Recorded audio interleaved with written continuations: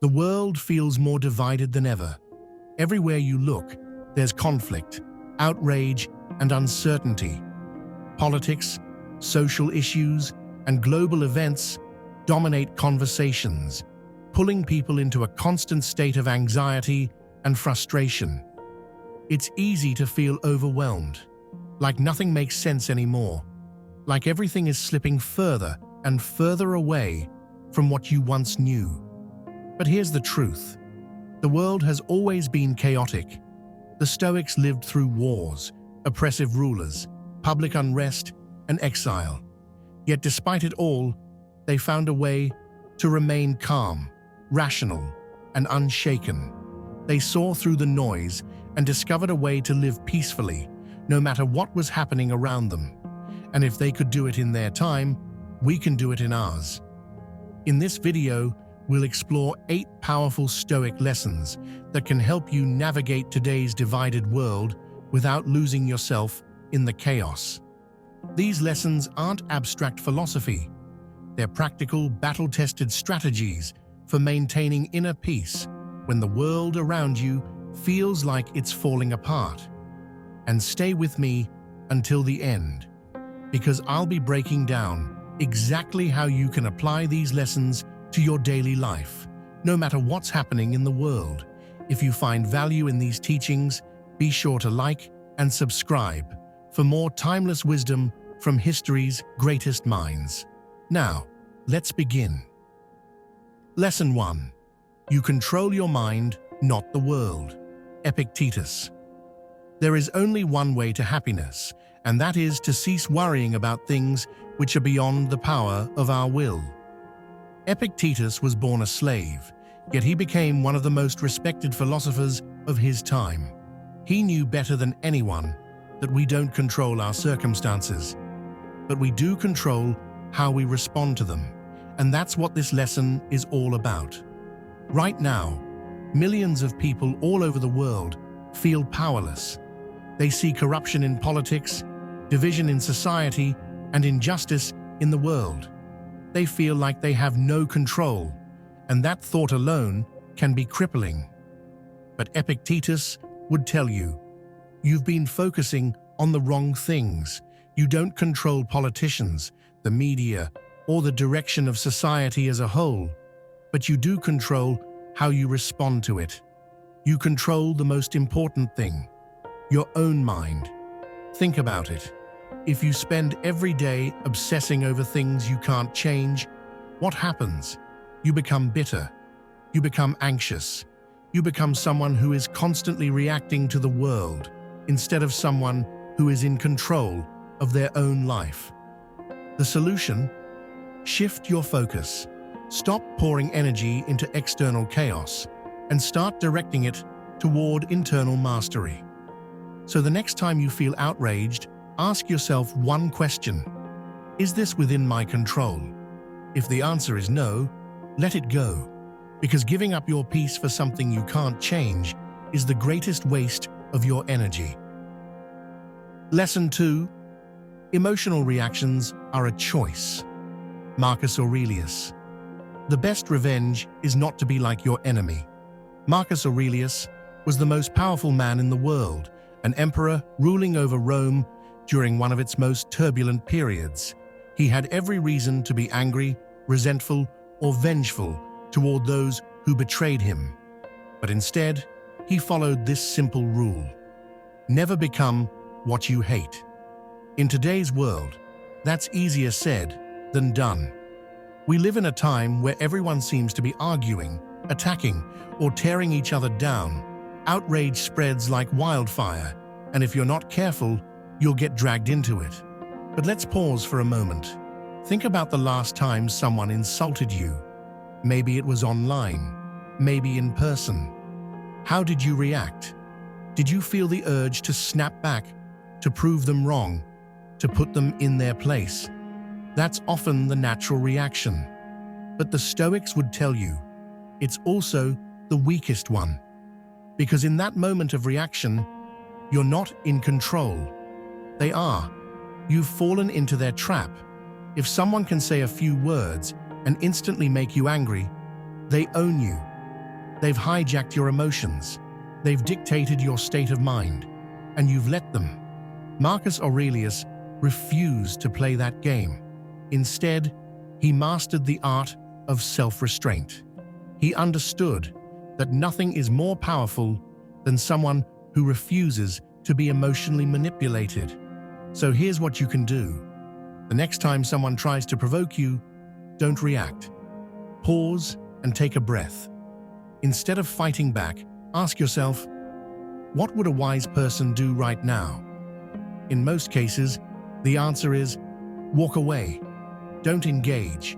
Stay in control. Because the greatest revenge is not to destroy your enemy.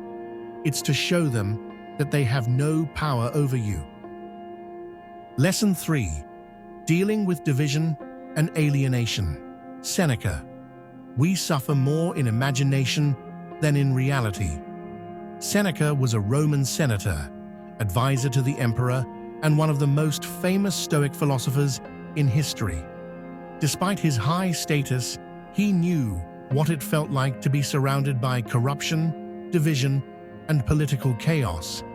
He understood what it meant to feel like you don't belong in the world around you. And today, too many people know that same feeling all too well. Maybe you feel disconnected from your country, your community, or even your own family. Maybe the values you grew up with no longer feel welcome in modern society. Maybe it seems like the world is changing too fast, and you're standing there, wondering where you fit in. That feeling of alienation is powerful. It can make you feel alone, bitter, and even hopeless. But Seneca warns us, our minds tend to make things worse than they actually are. Because here's the truth, you are not alone. The world is not as divided as the media makes it seem. Most people still value kindness, respect, and rational thinking. But when we get lost in outrage cycles and social division, we start to believe the illusion that it's us versus them. So, how do you overcome this? First, disconnect from the noise. Stop feeding the idea that everything is hopeless. If all you consume is negativity, your mind will start believing that's all there is. Second, seek out like-minded people. No, you won't agree with everyone, and that's okay. But don't isolate yourself just because you feel disconnected.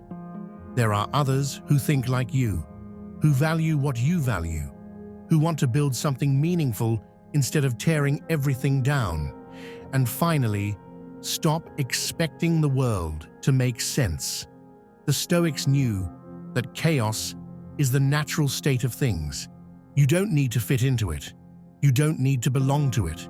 You just need to be strong enough to stand in it, without letting it break you. You are not alone. You are not powerless. But you must choose where to focus your energy. Lesson 4. Ignore the noise. Focus on what matters. Epictetus.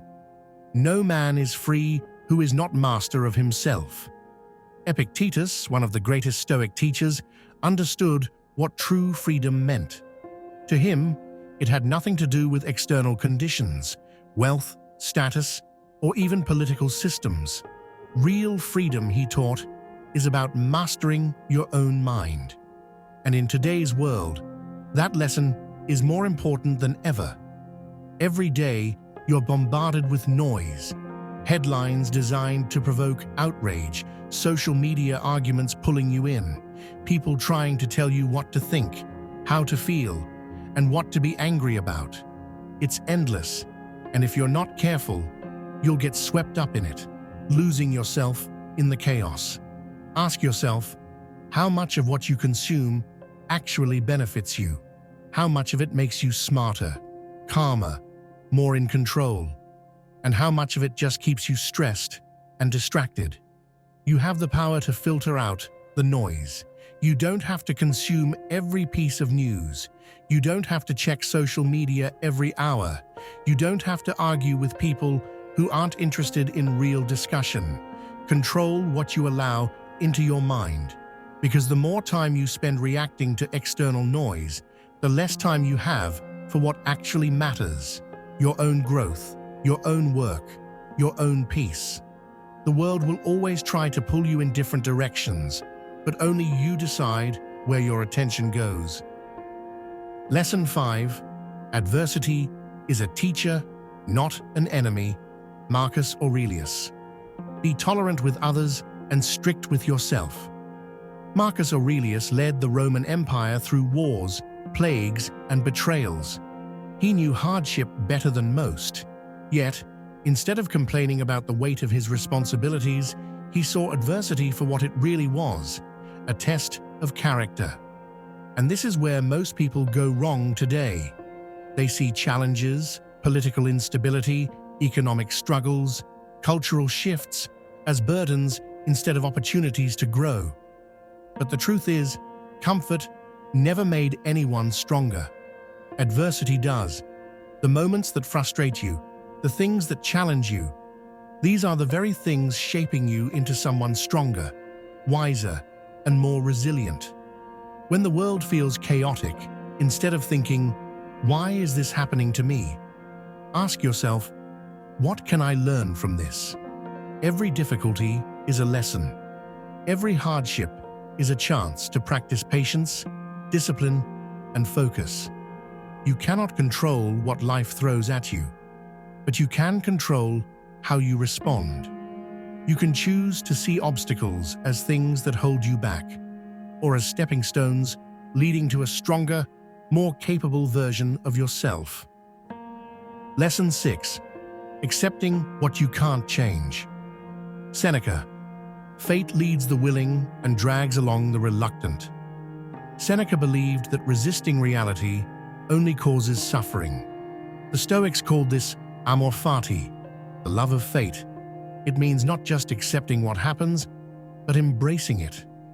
Think about how much time people waste wishing things were different, wishing the political divide would disappear and unity would prevail, wishing society would go back to the way it used to be, wishing things were easier, simpler, more fair.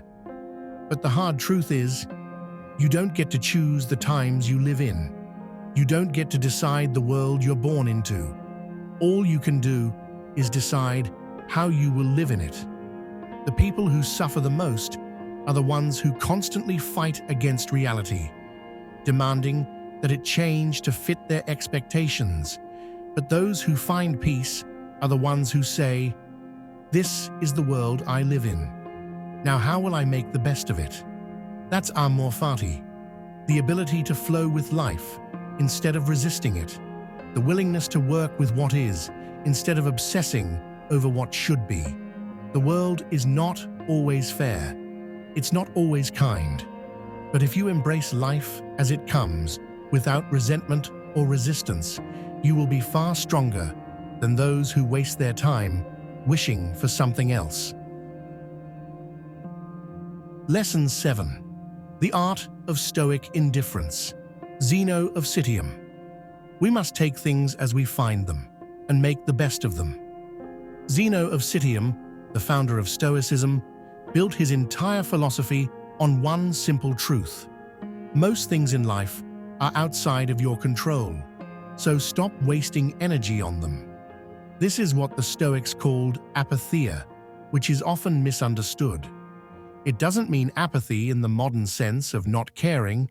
It means calm indifference to what does not truly matter. Today, people are constantly outraged over things that will never affect them. They obsess over people they will never meet. They let strangers on the internet dictate their emotions. They let every news story, every debate, every controversy pull them into emotional chaos. But the Stoics ask, why? Why should you let things beyond your reach consume your peace? Why should you let the opinions of people you've never met ruin your day? Why should you give power to things that do not serve you? Indifference does not mean ignorance. It means choosing where your attention goes. It means letting go of what does not serve you. If something isn't within your control, it isn't within your concern. Period. This isn't weakness, it's wisdom. It's the ability to rise above the noise and keep your mind clear, calm, and focused.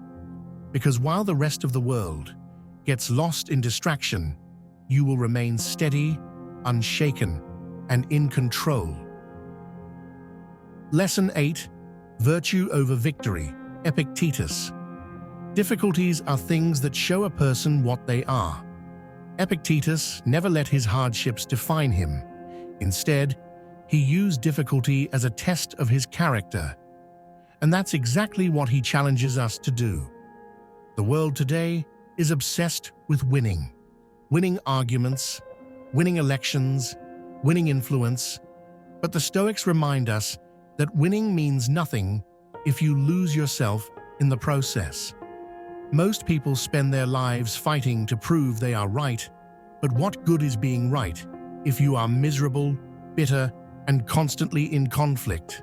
What good is winning if it turns you into someone you never wanted to be? Stoicism doesn't care about victory. It cares about virtue.